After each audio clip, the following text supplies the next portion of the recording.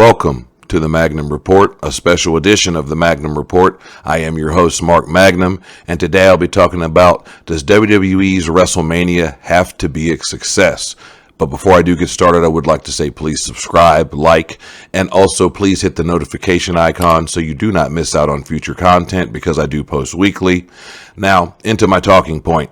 Does WWE's WrestleMania have to be a success? I think about this, and the reason I say this is because with Vince McMahon coming back at the beginning of January, and he's not in creative control, he's just interested in selling the company, supposedly. I have my reservations, and we've already heard that he may have possibly, there's rumors out right now that there's a possible chance that Vince had a hand in, I guess, booking the Omos versus Brock Lesnar match at WrestleMania. So if that's a true rumor, then he's already kind of starting to get his foot back in the door when it comes to booking. So it gives me a reason for concern for Triple H. So that's why I say, does WrestleMania have to be a success? I mean, on paper, I think it will be. But if I'm Triple H, I mean, I would have to, this is a time that I definitely would have to put on my A game and, make sure that this is definitely the show of all shows and highlighting and, spotlighting how good the superstars are and how good Triple H is as a booker and as a creative mind, because I think he is good. And I think since he's taken over since, July in the summer, since Vince stepped away and retired, I think that he's done a pretty good job. I mean, I still have my complaints. If you listen to this podcast or the Mark and the Fan podcast with my boy, the Cisco Kid, you know that we talk about stuff like this, and I've talked on here plenty about just some of the things that do bother me, like the women's division, and just the pacing of the show with how a lot of the show is talking and clips and backstage promos, and they eventually get to a match. So there's things that I don't like about the way Triple H is booking things, but if I look at what it was a year ago and look at what the product is now, it's a far, distant memory from what it used to be, and that is a positive. So I'm not trying to come on here and sound negative, but like I said, with Vince McMahon looming off in the distance, it's kind of hard to not, overlook that. You can't overlook that, and I think that Triple H will probably be fine, but it's Vince McMahon.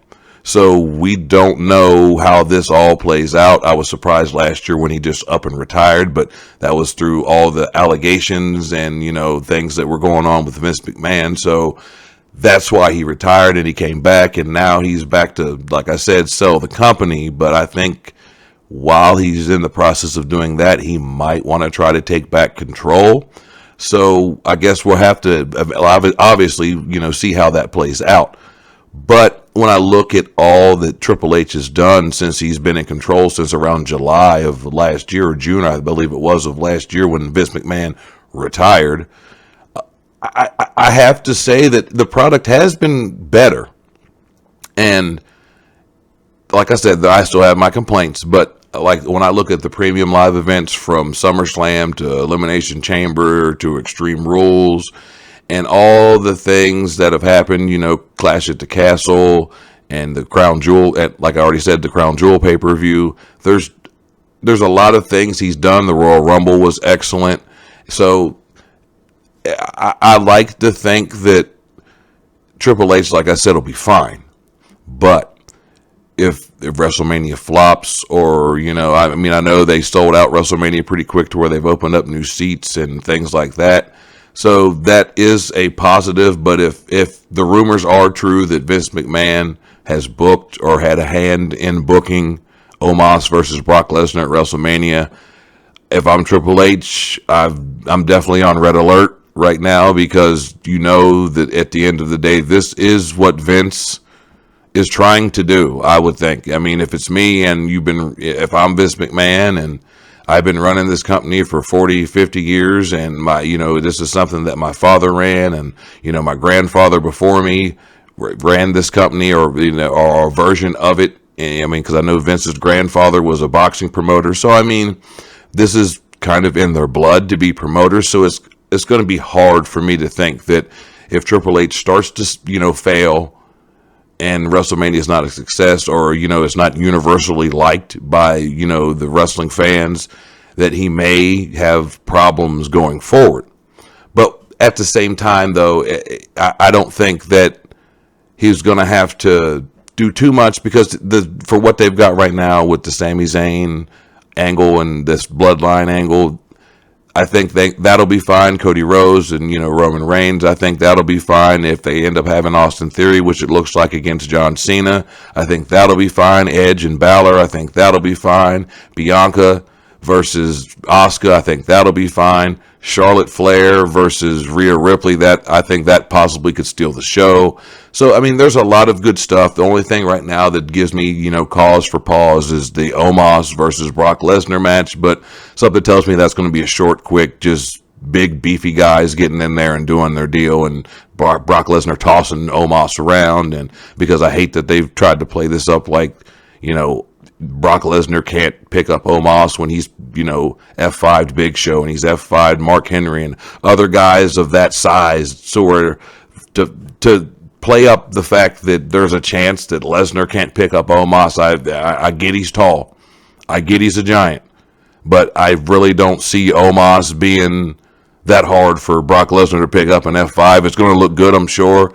And, I said this on a previous podcast about Omos versus Braun Strowman at, I believe it was Crown Jewel. And when they announced that match, I was kind of like, oh, God, But I was wrong. I mean, it wasn't, WrestleMania caliber. It wasn't no 5-star, match or anything. But for what I thought it was going to be and for what it was, I was entertained. And that's the main takeaway from me. So I'm hoping that with this Brock Lesnar Omos match that it could possibly be a good one. So I guess we'll have to see.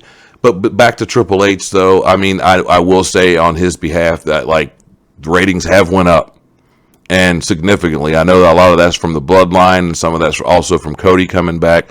But there are more eyes on this product. There's also a WrestleMania season, and I get why, there's a little bit more viewership than usual. But it's going in the right, going in the right direction. Their buy rates for, all these premium live events have went up. The ratings, like I said, have went up. Their stock prices went up. So, I mean, everything's going in the right direction for WWE. So this is why I'm kind of like, if this is not a success for Triple H, this could be problematic for him, because his wife already, Stephanie McMahon, is no longer with the company. And Triple H kind of seems like he's only holding on by a thread, and that one big mistake or that one failed event or that one just misstep that he might make could be his demise. And I'm worried for him, because I never really cared for Triple H as a competitor. I mean, he was good. I'm not trying to say that he was terrible or anything like that, but he wasn't one of my guys that I particularly cared for to watch week to week, because he was like the Cena of that era where he always won, and it kind of wore on you as a fan. I mean, if you like Triple H, that's great. I wasn't one of those. But as a booker, though, I did like the NXT Black and Gold. I mean, from week to week, sometimes the shows were but the takeover events were always gold. They were always good events. So he's got that rapport with me to where I know when it comes to his mind for wrestling, he's not like Vince McMahon where everybody's got to be, 6'8" and 350 pounds and jacked to the gills. No, he does realize smaller guys can get over, Ricochets and guys like that can get over if they're presented right and you book them right. And even though Ricochet's been booked, for the most time for his tenure in WWE has not been the greatest, but with Triple H now in control, I mean, I know that, Vince McMahon, when he was in control, Ricochet did win the, Intercontinental title and the United States title. So I know there's going to be people, oh, well, Vince McMahon did this. Yes, he did. I get that. But for the majority of his time on the main roster, I mean, even when he got called up with Aleister Black, it was like they had no plans for him.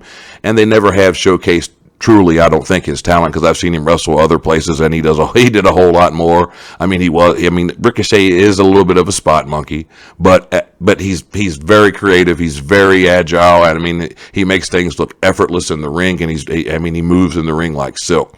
So, I mean, I think now with Triple H in control, he's going to highlight these guys. And I mean, they're teasing possibly a breakup with the Alpha Academy and Chad Gable and Otis. So, I mean, there's that there to where if they go their separate ways, I can obviously see Otis being a comedy character like he's been for the majority of his career. But with Gable, I mean, on this podcast, and I've been saying it for years before I even had a podcast, that Chad Gable should be, spotlighted and highlighted and showcased and put him out there and just push him to the moon. Because, I mean, he's getting older like a lot of these guys to where you're not saying that, being older, you can't still go, but his window and his prime is starting to close.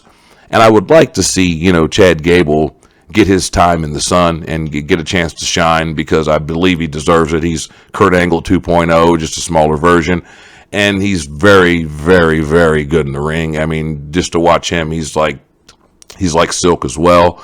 So there's a lot of things that I'm looking forward to in WWE. My thing is, will Triple H be in control while that goes down? Because, like I said, I don't think that, if WrestleMania is not a success, they're going to instantly just boot him. But I think that'll be that opportunity for Vince to stick his foot in the door and kind of come in and say, hey, you looks like you're having a little problem here, pal. Maybe you need some help. And that I'm scared of, because I don't want WWE to go back to what it's been for the last 7, 8, 9, 10, 11, 12 years, where it's just stale booking. You're not making stars. Not to say that Triple H is, setting the world on fire in that department either. But, I mean, with Austin Theory, a lot of people were screaming when he cashed in Money in the Bank for the U.S. title against Seth Rollins.